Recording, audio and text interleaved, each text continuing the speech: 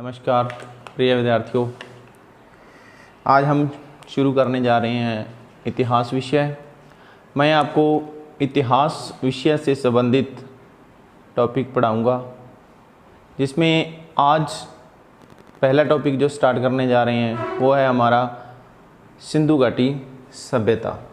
पहला टॉपिक है सिंधु घाटी सभ्यता। सिंधु घाटी सभ्यता दोस्तों टॉपिक है इतिहास से संबंधित, इसलिए हमें सिंधु घाटी सभ्यता पढ़ने से पहले इतिहास के बारे में कुछ महत्वपूर्ण बिंदु जानने अति आवश्यक है। इतिहास क्या है, सबसे पहले ये जानना हमें ज़रूरी है। इतिहास कहते किसे हैं या किन घटनाओं को हम इतिहास की श्रेणी के अंदर रख सकते हैं। दोस्तों, इस इतिहास शब्द का अगर अपने संधि विच्छेद करें तो हम पाएंगे इति प्लस है प्लस आस। इन तीन शब्दों का अगर अपने अलग अलग अर्थ निकालें तो इति का अर्थ है इस प्रकार और है का अर्थ है वास्तव में या निश्चय ही, और इसी प्रकार आस शब्द का अर्थ है घटित घटनाएं। इस प्रकार से हम संधि विच्छेद करके इतिहास का अलग अलग शब्दों का अलग अलग अर्थ निकालें तो इस प्रकार से हमारे सामने इतिहास की परिभाषा आ जाती है कि कुछ जो घटनाएं जो वास्तव में घटित हुई हैं उन घटनाओं का मेल ही इतिहास है, या अपने यूँ कहें कि ये जो घटनाएं हैं जो घटित हुई हैं इन घटनाओं से नंबर एक मानव जीवन प्रभावित होना चाहिए। नंबर दो, इन घटनाओं में क्रमबद्धता होनी चाहिए। और नंबर तीन, इन घटनाओं के साक्ष्य मौजूद होने चाहिए।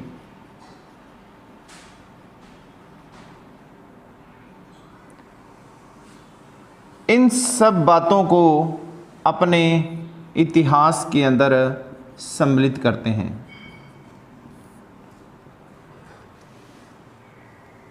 मानव जीवन को प्रभावित करें, उनके अंदर क्रमबद्धता हो और उनके साक्ष्य मौजूद हो, इन सब बातों को अपने इतिहास के अंदर शामिल करेंगे। अब दोस्तों बात करें साक्ष्य की, कि जिन साक्ष्यों से हमें इतिहास के बारे में जानकारी प्राप्त होती है। साक्ष्यों की बात करें तो साक्ष्य तीन प्रकार के। नंबर एक, पुरातात्विक साक्ष्य। नंबर दो, साहित्यिक साक्ष्य। और नंबर तीन, विदेशी विवरण। पुरातात्विक साक्ष्यों की बात करें तो इसके अंदर आएंगे अभिलेख,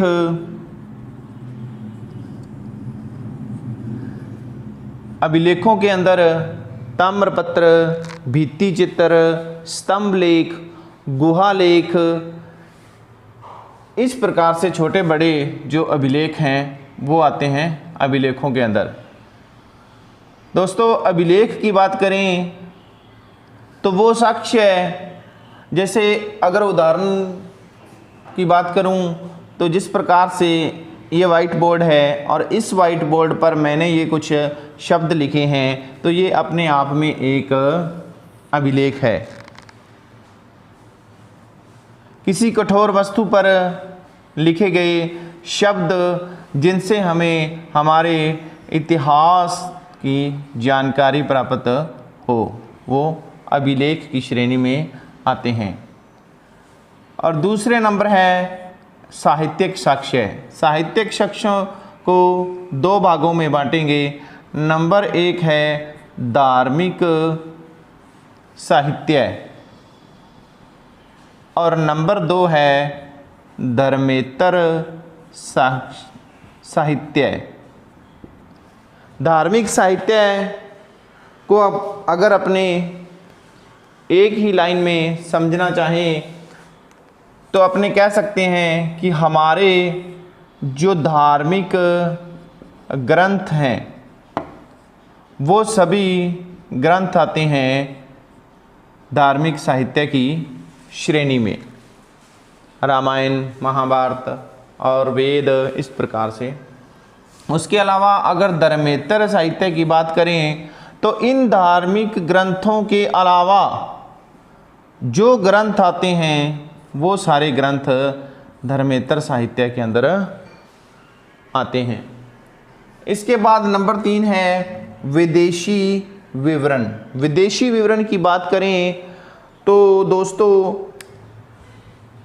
विदेशी इतिहासकार या साहित्यकार हमारे देश के अंदर आए, चाहे वो भ्रमण करने के लिए आए या किसी आक्रमणकारी राजा के साथ आए या किसी और मकसद से इस देश के अंदर आए और यहाँ आकर यहाँ पर जो उन्होंने देखा, यहाँ के साहित्य वगैरह से पढ़ा, समझा और उनको उन्होंने शब्दों के अंदर पिरोया, उसे ही रखा गया है विदेशी विवरण के अंदर।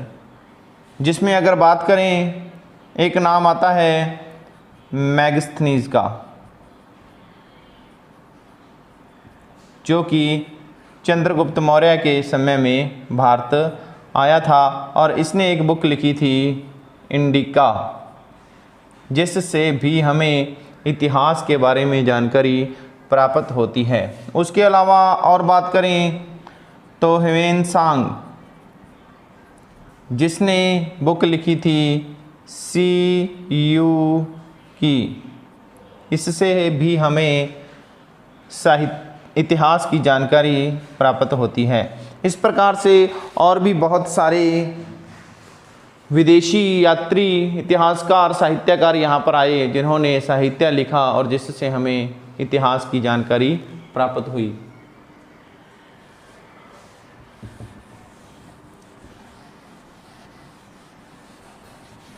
अब अगर बात करें हम इतिहास की, तो इतिहास को हम 3 भागों में विभाजित करेंगे, जिसमें नंबर 1 प्रागैतिहासिक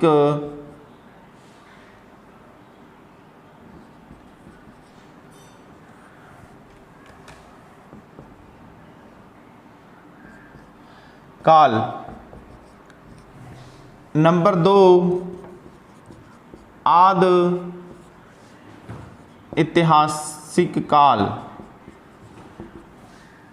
और नंबर 3 है इतिहास, या यूं कहें कि आधुनिक इतिहास, या कहें कि वर्तमान इतिहास। इन 3 भागों में विभाजित करके अपने इतिहास को समझा जा सकता है, पढ़ा जा सकता है।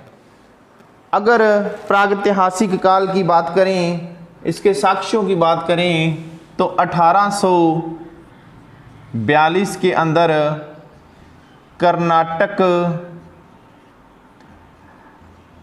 के रायचूर में एक गांव जिसका नाम लिंगसुगर नामक एक गांव है, जहां से हमें पाषाणकालीन औजार प्राप्त हुए। पाषाणकालीन औजारों की बात करें तो इनमें मुख्य रूप से जो प्राप्त हुए वो तीर, फलक, छुरा, गंडासा इत्यादि, इस प्रकार के कुछ पाषाणकालीन औजार प्राप्त हुए। ये पाषाणकालीन औजार, पाषाण यानी पत्थर, पत्थरों के बने हुए औजार थे, इसलिए इस संपूर्ण काल को पाषाणकालीन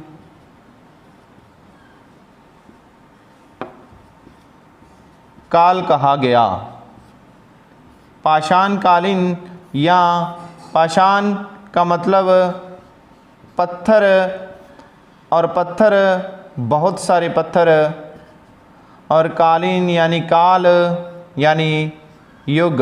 तो इस प्रकार से कह सकते हैं कि पाषाणकालीन का को कह सकते हैं कि पत्थरों का युग। अब ये जो औजार प्राप्त हुए, इन औजारों के आधार पर इस पाषाण काल को हम 3 भागों में विभाजित करेंगे।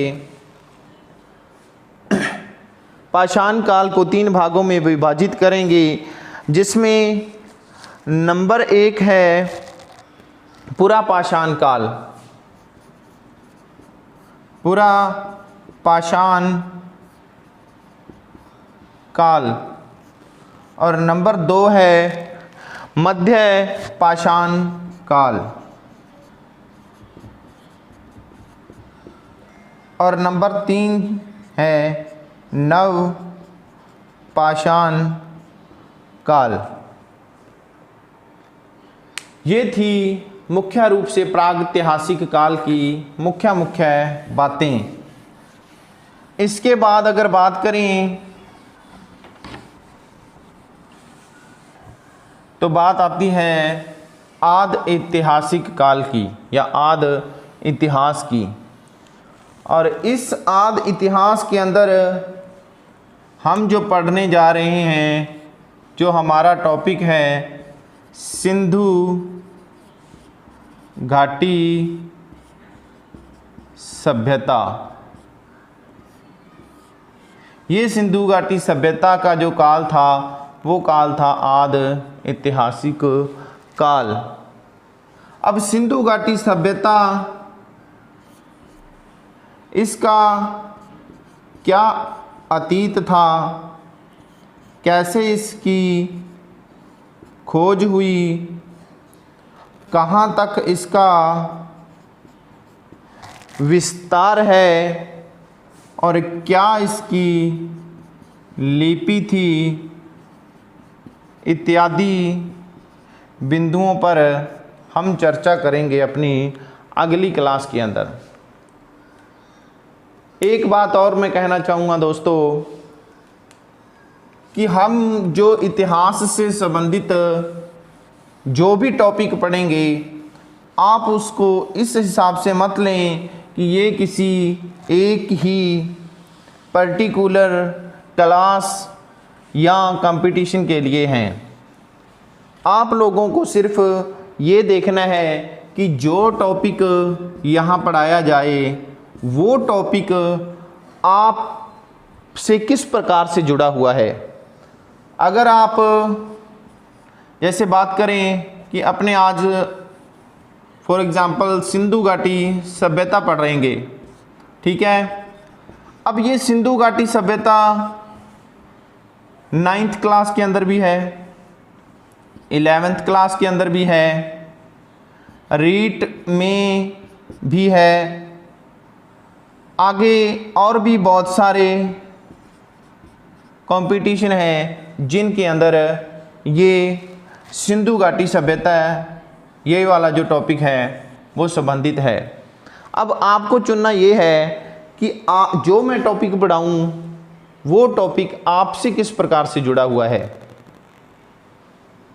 तो आपकी वो किस प्रकार से मदद कर सकता है आपके एग्ज़ाम के अंदर, उस पॉइंट ऑफ व्यू से आप इसको पढ़ सकते हैं।